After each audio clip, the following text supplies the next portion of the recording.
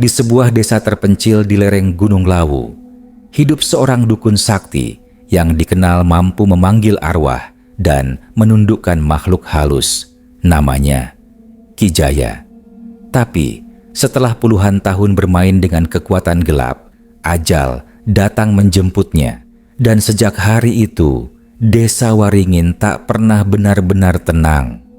Air berubah hitam, tanah menolak tubuhnya, seolah alam sendiri tidak mau menerima kematiannya.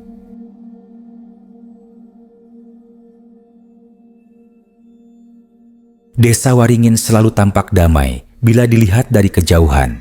Hamparan sawah hijau, kabut pagi yang menuruni lereng Gunung Lawu, dan suara ayam jantan yang bersahutan setiap fajar. Tapi di balik ketenangan itu, warga menyimpan satu ketakutan yang tidak pernah benar-benar hilang. Ki Jaya, dukun tua yang tinggal di ujung hutan bambu sebelah utara desa. Selama puluhan tahun, Ki Jaya dikenal sebagai orang sakti. Ia bisa menyembuhkan penyakit aneh, memanggil hujan di musim kemarau, dan membuat orang-orang yang berhutang padanya jatuh sakit tanpa sebab. Tak ada yang berani menentangnya. Namun, beberapa bulan terakhir, tubuh Ki Jaya mulai renta. Kulitnya pucat kekuningan, bola matanya seperti diselimuti kabut putih, dan ia jarang keluar dari gubuk tuanya. Orang-orang berkata, ilmu hitam yang ia pelihara mulai menagih bayaran. Suatu pagi di bulan Suro, kabar itu datang. Ki Jaya meninggal dunia. Sari, cucu satu-satunya, menangis di depan rumah. Tak ada yang berani mendekat. Baru setelah kepala desa, Pak Rono, datang bersama Ustaz Harun, warga mulai berani masuk untuk memastikan. Tubuh Ki Jaya tergeletak di atas dipan bambu. Wajahnya kaku, tapi matanya terbuka sedikit, seolah masih memandang ke langit-langit rumah. Udara di ruangan itu berat, pengap, dan berbau seperti dupa terbakar bercampur bangkai. "Segera kita mandikan," kata Ustaz Harun dengan suara bergetar. Ia memerintahkan 3 orang warga, Wito, Jamar, dan Leman, untuk menyiapkan air di bak besar yang ada di belakang rumah. Air diambil dari sumur dekat dapur. Awalnya jernih, dingin, dan tenang.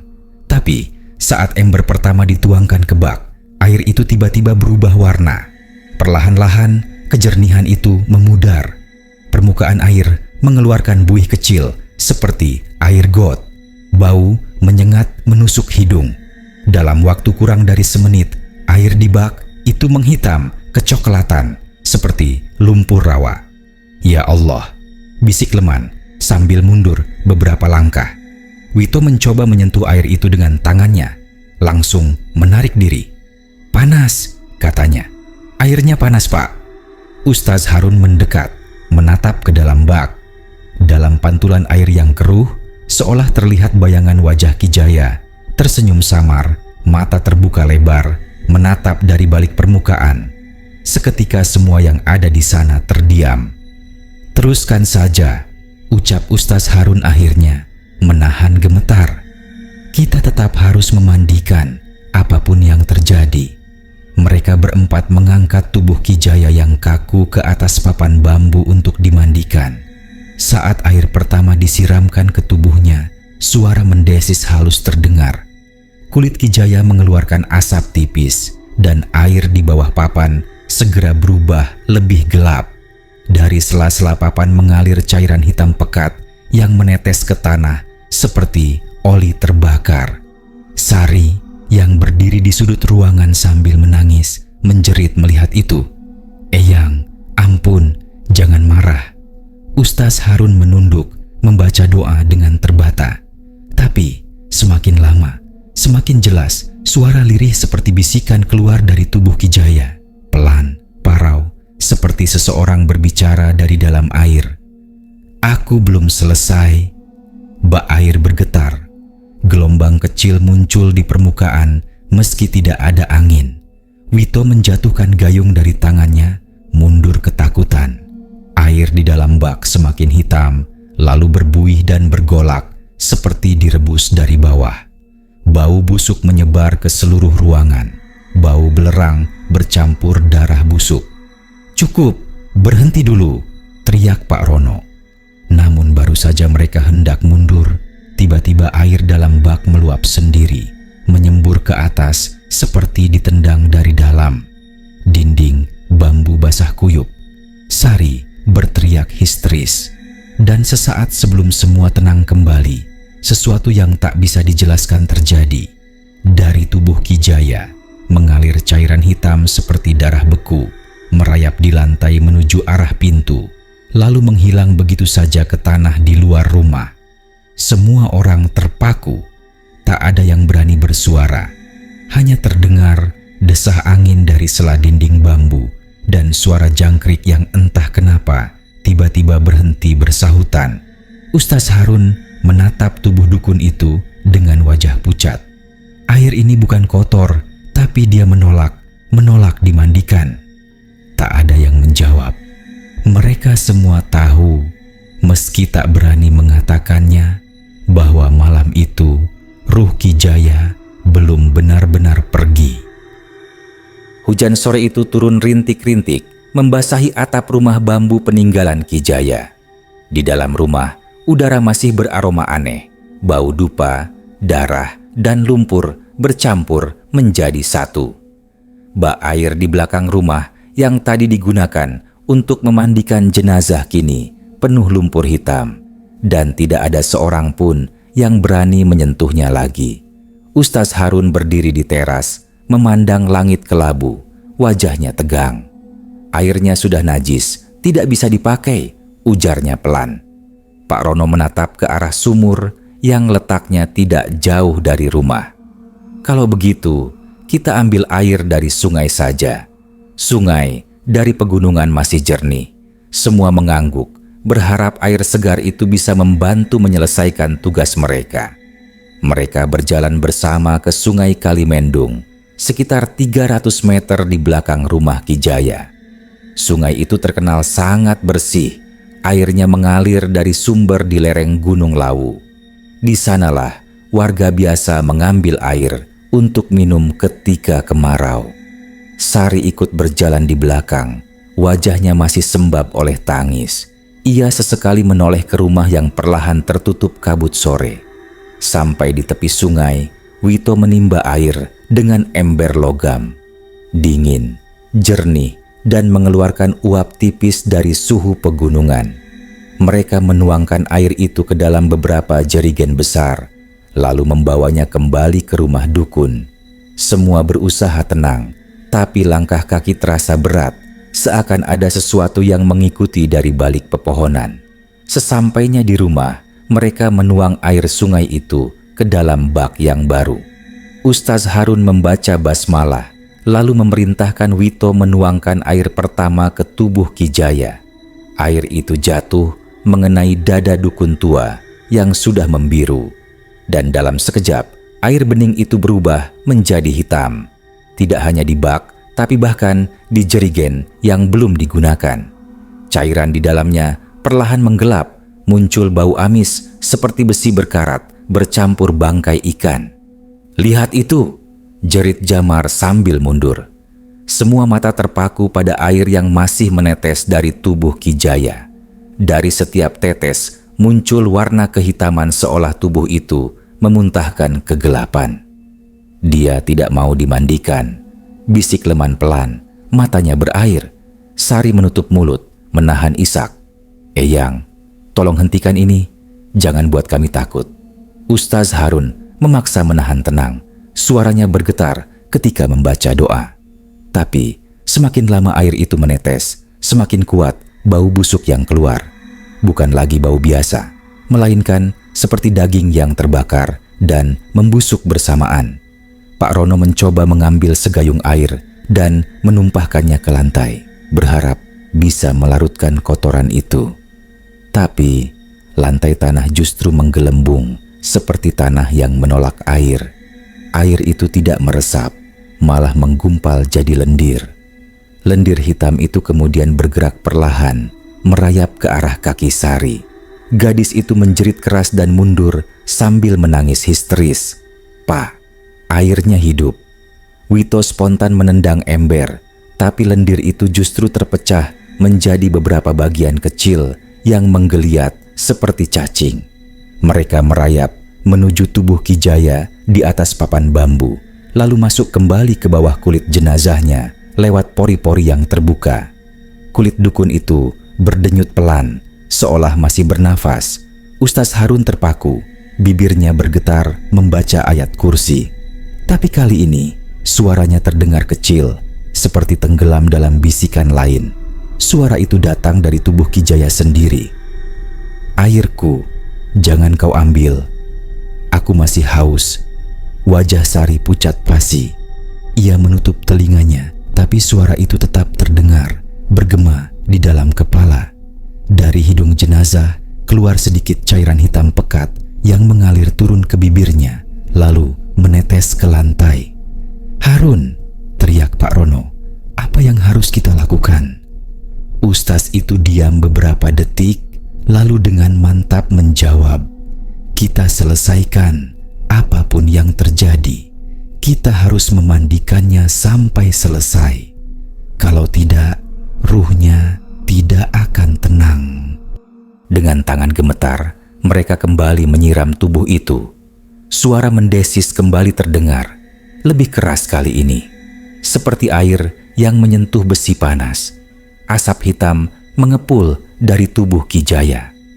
Mata yang sebelumnya tertutup kini sedikit terbuka. Bola matanya keputihan, memantulkan cahaya redup dari lampu minyak. Semua orang mundur kecuali Ustaz Harun. Ia terus melantunkan doa, bahkan ketika lidahnya mulai kaku oleh rasa takut. "Harun, cukup, kita tunggu pagi saja," seru Pak Rono. Namun, sebelum ia sempat menarik ustaz itu, sesuatu terjadi. Air dalam bak mendidih. Gelembung besar muncul dan meletup, menyembur ke udara, menyiram dinding bambu dengan cairan hitam yang mengeluarkan asap. Dari bak itu terdengar suara seperti desisan ular bercampur napas berat. Lalu, tiba-tiba tenang. Bak kembali diam, tidak ada suara. Airnya kini hitam legam, tapi tenang, memantulkan bayangan lampu minyak yang bergetar.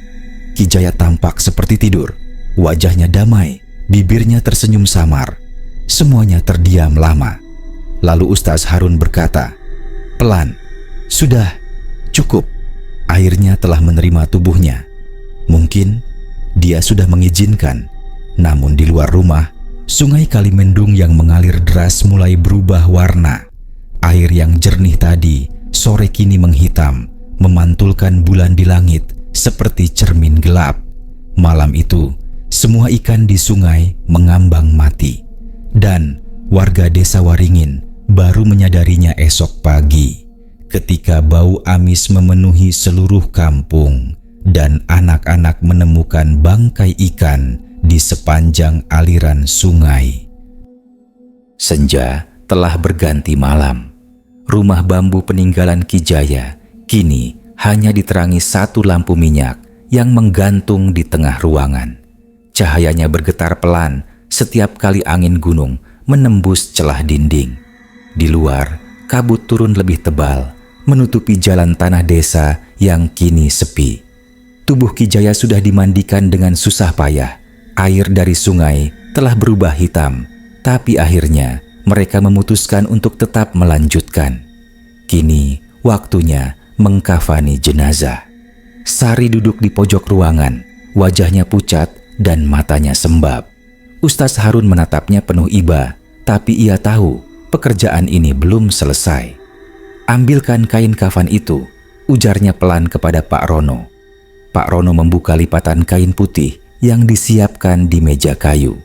Kain itu masih bersih, harum kapur barus, belum tersentuh apapun. Wito dan Jamar membantu mengangkat tubuh Ki Jaya dari papan bambu ke atas tikar pandan yang sudah digelar. Mereka berhati-hati agar tidak menyentuh cairan hitam yang masih menempel di kulit jenazah. Begitu kain kafan didekatkan, udara dalam ruangan terasa berubah. Lampu minyak bergoyang lebih keras, lalu api di dalamnya mengecil tanpa sebab.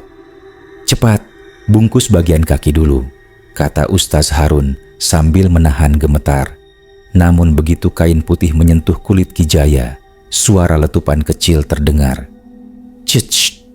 Semua menatap dengan ngeri. Bagian kain yang menyentuh kulit itu berubah warna, jadi kecoklatan, lalu hitam, seolah terbakar dari dalam. Uap tipis keluar dari sela-sela serat kain. "Ya Allah," desis Pak Rono sambil mundur. "Kainnya terbakar?" Tidak ada yang menjawab. Wito mencoba menarik ujung kain, tapi begitu disentuh, permukaan kain itu terasa panas seperti disetrika. Sari berteriak, "Hentikan!" Eyang marah. Dia tidak mau dibungkus. Ustaz Harun tetap melanjutkan. Suaranya makin lantang membaca doa. Ia mengambil kain baru dari gulungan lain dan mencoba menutup bagian dada. Tapi kali ini, bahkan sebelum kain itu menyentuh kulit, serat kain itu hangus perlahan, seperti dibakar dari jarak jauh. Kain menggulung sendiri, gosong di bagian tengah, meninggalkan lubang sebesar telapak tangan. Bau hangus memenuhi ruangan, bercampur bau busuk yang masih tersisa sejak tadi. Leman menjatuhkan diri ke lantai, menutup wajahnya. "Pak Rono, ini bukan urusan manusia lagi. Kita tidak akan sanggup." Pak Rono menatap jenazah itu dengan mata merah. "Kalau kita berhenti sekarang, bagaimana arwahnya? Kalau dibiarkan, apa yang akan terjadi di desa?" Ustaz Harun diam, keringat mengalir di pelipisnya. Ia sadar ini bukan sekadar jenazah. Ini tubuh yang masih diselimuti kekuatan hitam dari ilmu yang Ki Jaya rawat selama hidupnya. Mereka mencoba lagi. Kali ini menggunakan 3 lapis kain kafan sekaligus, dengan harapan api misterius itu tidak sampai menembus semuanya. Namun begitu kain menutupi wajah Ki Jaya, lampu minyak padam seketika. Ruangan gelap total, dan dalam kegelapan itu terdengar suara retak halus seperti kain sobek, disusul aroma gosong yang pekat. Nyalakan lampunya," seru Pak Rono panik. Sari menyalakan korek api, lalu lampu minyak. Begitu cahaya kembali, semua yang ada di ruangan menjerit tertahan. Kain kafan yang menutupi tubuh Ki Jaya kini hangus seluruhnya. Tidak terbakar habis, tapi seperti meleleh, menempel di kulit jenazah dan meninggalkan noda hitam seperti bekas arang. Di bagian dada masih tampak asap tipis mengepul dari lubang kecil di tengah kain. "Dia terbakar dari dalam," gumam Wito lirih. Sari menatap tubuh eyangnya dengan air mata jatuh tanpa suara. Ustaz Harun berlutut, menggenggam tasbih di tangan, membaca ayat demi ayat. Tapi setiap kali ia membaca kalimat rahimahullah, tubuh Ki Jaya bergetar halus, seperti menolak didoakan. "Dia belum rela pergi," kata Ustaz Harun pelan. Suaranya nyaris tak terdengar. Ada sesuatu yang masih menahannya di sini. Pak Rono memutuskan untuk mengganti kain kafan dengan sesuatu yang lebih kuat. "Cari kain lain, apa saja asal bukan kafan putih." Leman berlari ke gudang belakang dan kembali membawa selembar kain pandan, kain anyaman dari daun pandan kering yang biasa digunakan membungkus jenazah tua di desa-desa terpencil. "Cuma ini yang masih utuh, Pak." Ustaz Harun menatapnya lama, lalu mengangguk. Mereka pun mencoba menutupi tubuh Ki Jaya dengan kain pandan itu. Kali ini tidak terjadi apa-apa. Tidak ada hangus, tidak ada asap. Hanya suara gesekan halus dari daun pandan kering. Namun, saat kain itu menutupi seluruh tubuh, terdengar suara lirih dari dalam. "Akhirnya, kau temukan penutupku." Suara itu pelan, tapi jelas.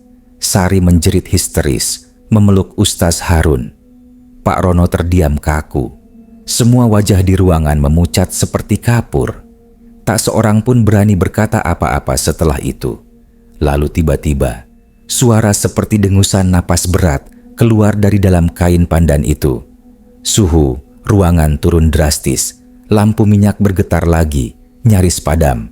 Namun anehnya, kali ini tidak ada yang berani bergerak. Mereka semua tahu proses kafan telah selesai, tapi sesuatu yang lebih besar masih bersemayam di balik kain itu. Malam makin larut. Angin dari hutan bambu di belakang rumah berdesir pelan, membawa bisikan samar yang menggema seperti suara tawa Ki Jaya di masa hidupnya. Horor beat, kain kafan terbakar sendiri, seakan tubuh Ki Jaya menolak dikafani. Hanya kain pandan yang bisa menutupinya. Tapi sejak itu, semua orang merasakan rumah itu mulai bernafas.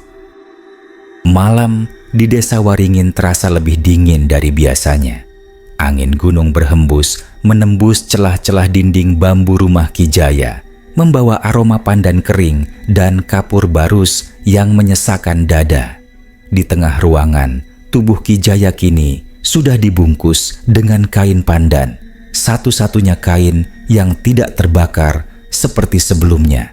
Namun, meski tampak tenang, semua orang di ruangan itu tahu sesuatu masih belum beres.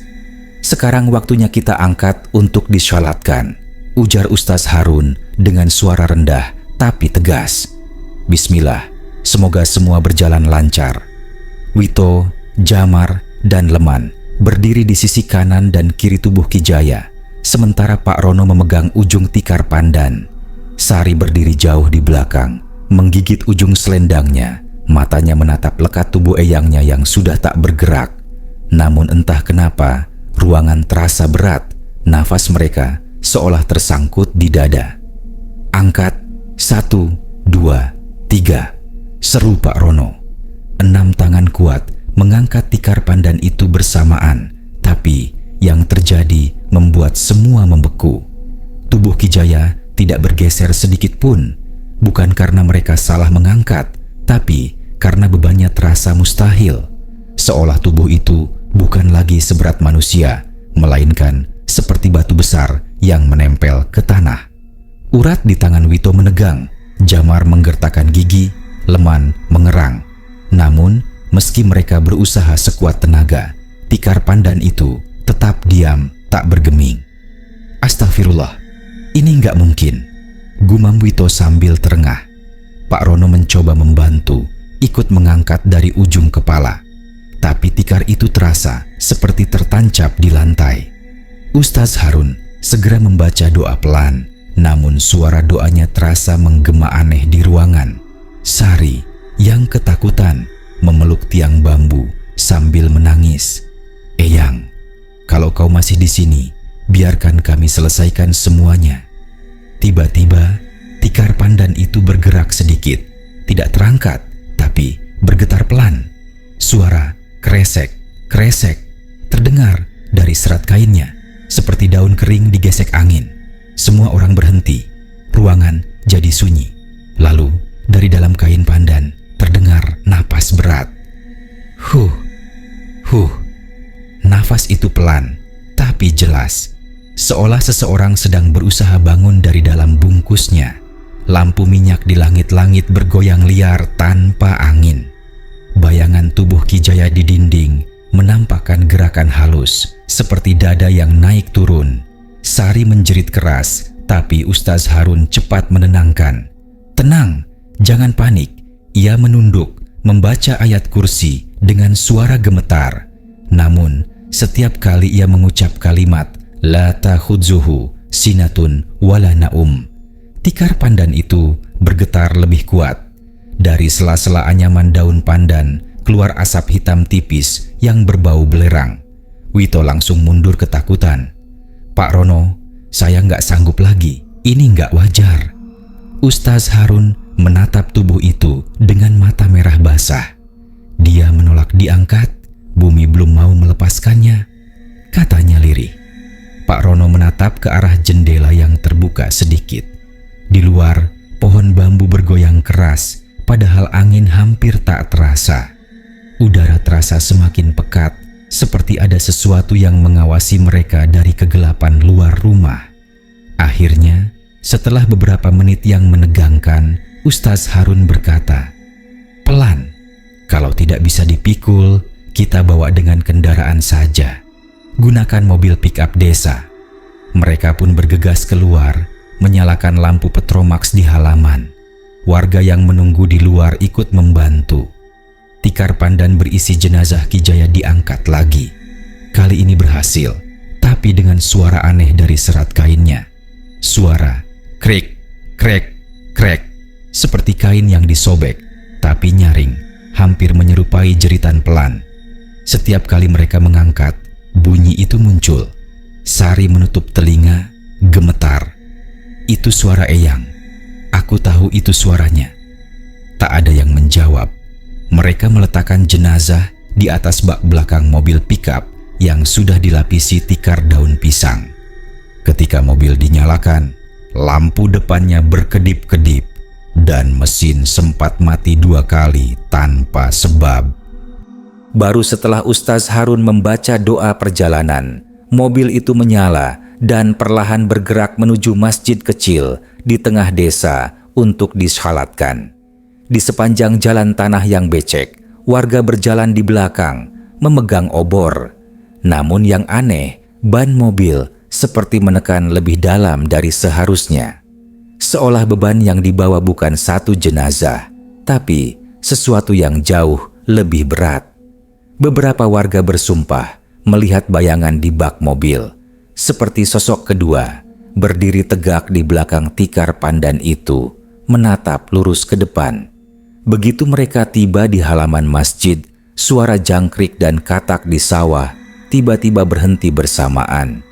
Udara menjadi dingin menggigit, dan saat mereka hendak mengangkat jenazah untuk dibawa masuk, tubuh itu kembali tak bisa digerakkan. 6 orang mengangkat, tapi hasilnya nihil. Bahkan pick-up bergoyang sedikit karena mereka menarik sekuat tenaga. Ustaz Harun hanya bisa menatap langit malam dan berkata dengan suara serak, "Bukan kita yang menolaknya.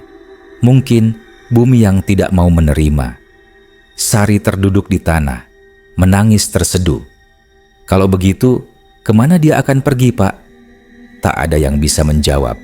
Hanya suara kain pandan di bak mobil yang kembali berderit lirih, seperti bisikan dari dunia lain. Horor beat, tubuh Ki Jaya tak bisa diangkat, seolah bumi sendiri menahannya. Kain pandan berderit seperti menjerit ketika diangkat, menandai bahwa perjalanan arwah Ki Jaya belum selesai. Malam itu, bulan hanya bulatan samar di balik kabut. Jalan tanah yang menuju pemakaman desa Lengang diterangi lampu obor dan lampu Petromax bekas. Rombongan membawa tubuh Ki Jaya masih terbungkus kain pandan di bak pick-up, kain yang sudah menjadi tanda tanya dari semua kejadian. Suasana tegang, udara beku, tiap langkah terasa seperti menempuh sesuatu yang tak wajar. Beberapa kilometer dari masjid, ban belakang pick-up mendadak pecah. Suara ledakan kecil membuat semua terhenti. Pak Rono memaki pelan, membungkuk memeriksa ban yang rembes, bukan karena paku atau batu. Karet terlihat sobek dari dalam, seperti ada tekanan dari bawah. Mereka menurunkan jenazah, menaruhnya di pinggir jalan, dan bergantian mencoba mengganti ban. Namun saat tangan Wito menyentuh tanah, rasa dingin seperti listrik menyambar ke pergelangan tangannya. Ia mengerang, melepaskan cakar di tanah. Ada yang mendorong dari bawah, gumamnya, wajahnya berubah pucat. Mereka berhasil menempatkan jenazah kembali di bak pick-up cadangan, tetapi perjalanan menjadi lambat dan penuh keraguan-raguan. Di belakang deretan pepohonan, samar-samar ada bayangan yang seolah mengikutinya. Bukan manusia, lebih ke gumpalan gelap yang menempel di kabut. Akhirnya mereka sampai di area pekuburan desa, sebuah lahan di pinggir sungai Kalimendung, tempat yang selama ini sunyi, penuh makam tua yang licennya berkilau di sinar rembulan. Pekuburan itu tidak jauh dari tebing bambu, Tanahnya agak lembek karena aliran air bawah tanah. Warga berkumpul, membentuk cincin doa, obor berkedip, suara tasbih bergema. Mereka menurunkan kain pandan yang membungkus tubuh Ki Jaya, dan beberapa orang mulai menggali. Gali pertama, 6 orang mengayun sekop. Tanah mengeluarkan bau lembab, wangi humus pegunungan. Mereka pikir ini pekerjaan biasa. Tapi ketika lubang itu mencapai kedalaman sekitar 1 meter, sesuatu yang tak terduga terjadi. Tanah yang baru saja dibuka perlahan dan pasti menutup kembali seperti ditarik benang halus dari bawah. Bekas galian runtuh, meratakan kembali permukaan. Sekop terlepas dari tangan Jamar dan bergetar, jatuh. Semua menatap bekas galian yang kini kembali rata, seperti tidak pernah digali. Ini bukan tanah biasa, bisik Leman, kayak ditarik, ditutupin. Mereka menggali lagi di titik lain, lebih jauh dari yang pertama, mencoba menghadapi kalau itu hanya keanehan 1 titik. 2 meter, 3 meter, 6 orang berpeluh. Tapi setiap kali lubang dibuat, tanah menutup perlahan, bukan runtuh acak, tapi menutup rapi, seolah ada tangan yang menyisir kembali permukaan. Bekas bajak, bekas jejak sepatu, semua kembali rata seperti lukisan. Waktu seakan diretam, bentangan tanah yang baru saja mereka bentuk tak mau menerima bentuk lain. Panik mulai merayap. Beberapa orang mengira ini ulah Ki Jaya, ilmu yang masih menolak untuk dimakamkan. Bu Sumi, seorang janda tua yang sejak dulu tak suka dengan Ki Jaya, menjerit, Jangan cabut yang menutup. Kalau tanahnya menutup berarti ia belum mau." Tapi Pak Rono menatap Sari dan menggenggam bahunya. "Kita harus buat lubang. Kalau tidak, ini tidak selesai." Mereka menggali lagi, kali ini lebih keras, memanggil laki-laki lain dari dusun, menggunakan cangkul tambahan, bahkan memecah batu kecil di pinggiran. Keringat bercampur tanah di wajah. Ibarat perlawanan, tanah menunjukkan kekuatan lain. Bekas galian merayap ke dalam. Lubang yang baru digali mengecil seperti disedot. Tanah di pinggirnya menyusup ke dalam seperti lumpur yang merayap. Di dasar lubang terlihat jejak kecil, seperti tapak tangan kecil yang menekan dari bawah, menutup tiap inci. Wito menjerit ketika sekopnya terseret ke dalam tanah oleh sebuah tarikan halus. Ia tersandung mengenai tanah basah, lalu menyaksikan sekopnya menghilang tertarik ke dalam lubang yang menutup. "Tolong, sekopku!" ia meraung. Namun saat tangan warga lain mencoba meraih, tanah menolak memberikan. Sekop itu terkubur rapat, seakan ditelan. Yang lebih menakutkan, dari sela-sela tanah yang menutup itu muncul suara-suara. Bukan suara binatang, bukan kerjaan mesin, melainkan desahan, napas, dan tangisan kecil seperti bayi. Suara itu bergabung dengan bisik-bisik, "Jangan, jangan, kembalikan." Suara yang memohon sekaligus marah. Suara yang membuat darah di pembuluh mereka membeku. "Ini bukan pemakaman biasa," gumam Ustaz Harun, matanya tersengal. Suara doa makin cepat. "Ini ujian atau kutukan." Mereka mencoba menggali di tempat paling jauh dari badan sungai, berharap jauh dari aliran. Tapi dimanapun mereka membuat lubang, tanah menutup kembali. Jam-jam berlalu, tubuh letih, hati penuh takut. Warga yang awalnya penuh semangat kini berguguran. Beberapa pingsan, beberapa mundur menangis. Hanya beberapa orang yang masih bertahan. Pak Rono, Ustaz Harun, Wito, dan Sari berusaha menahan sisa tenaga. Di saat putus asa, dari kedalaman tanah yang baru menutup, muncul sedikit cairan hitam, sejenis lendir yang sama dengan yang mereka temui di rumah Ki Jaya, menetes ke permukaan, lalu merembes turun ke sungai. Air di sepanjang tepi mendadak bergelembung, menimbulkan riak kecil, seolah ada sesuatu yang bergerak di bawah. Pak Rono menunduk, menatap Sari. "Kita tidak bisa menggali lebih. Ini sudah melewati batas manusia," katanya serak.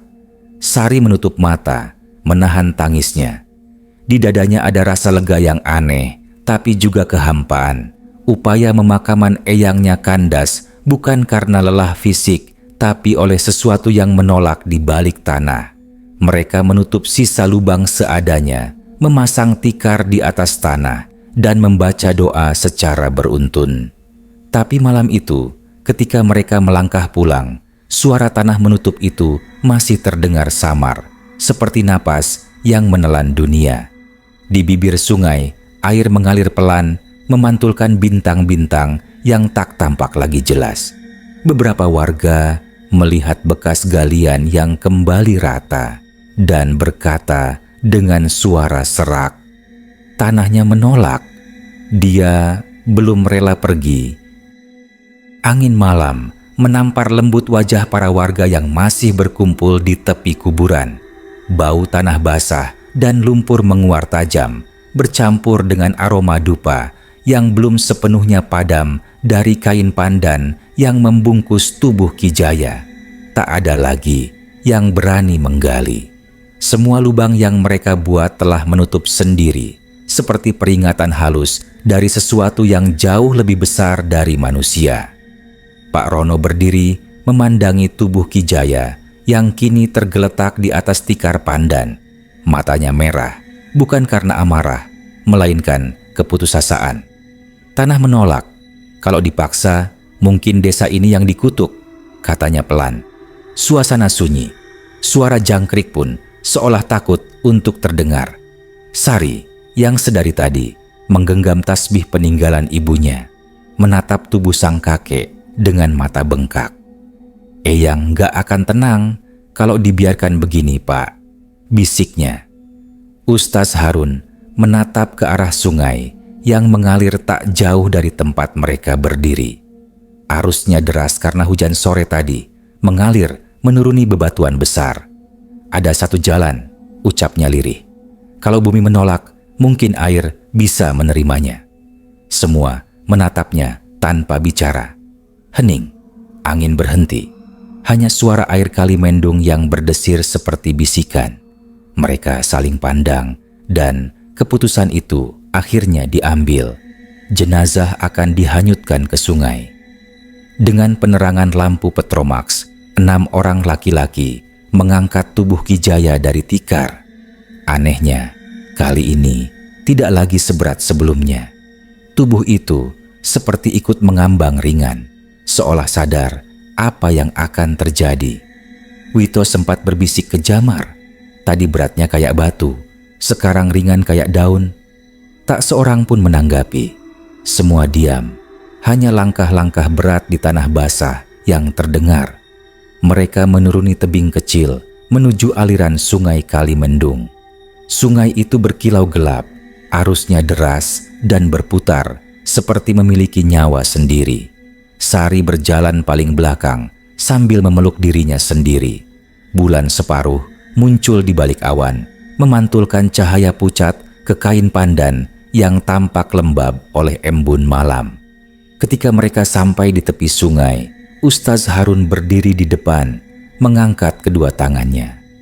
"Bismillahirrahmanirrahim," ucapnya lirih, suaranya bergetar. "Kami serahkan jasad ini kepadamu ya Allah. Ampuni dosanya jika engkau berkehendak. Lindungi kami dari keburukan yang ditinggalkannya."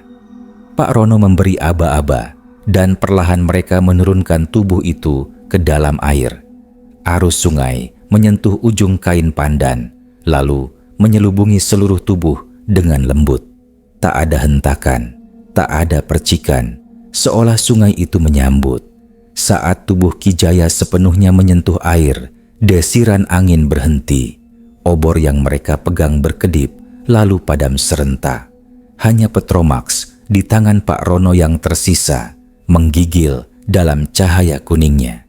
Tubuh itu mengambang sesaat, lalu perlahan tenggelam tanpa suara. Tidak terseret arus seperti benda mati, lebih seperti ditarik perlahan ke bawah, menembus air hitam. Sari menutup mulutnya, menahan isak.